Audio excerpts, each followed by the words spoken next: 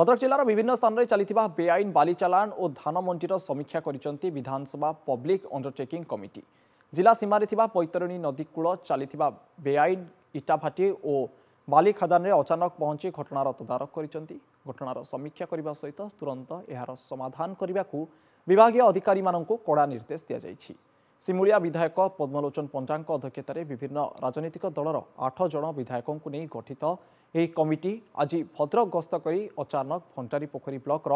सुनामुही और मणिनाथपुर बैतरणी नदी में चलता बेआईन बाली खादान में पहुंची स्थितिर समीक्षा करिछि।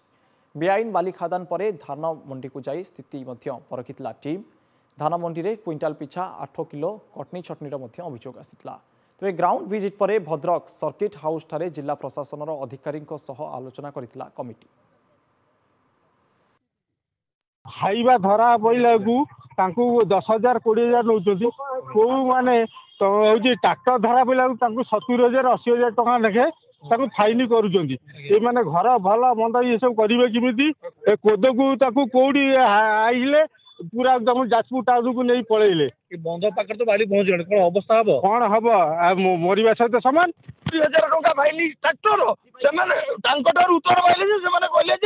आम पूरा पूरी समीक्षा करूँ एवं प्रशासन स्तर में केमी कार्यकारी हम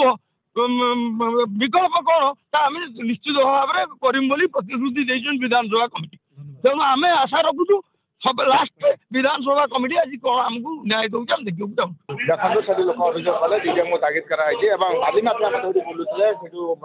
आज साहस कले बाली माफिया से जाइते गोटे स्टांडिंग कमिटी सांगे से बुलिकी बुलिया चेष्टा करते जो चिन्हट कराई देखी जोटी से कलेक्टर कहला से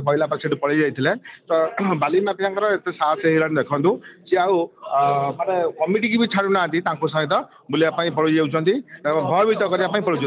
राज्य सरकार जो निष्पत्ति नहीं आप जानते धान क्विंटाल 3100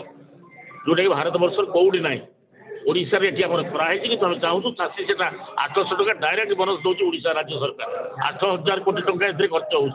कहवा कथा चाषी टंका पाइबा दरकार आम से आम कमिटी बेस ध्यान दे कलेक्टर कहते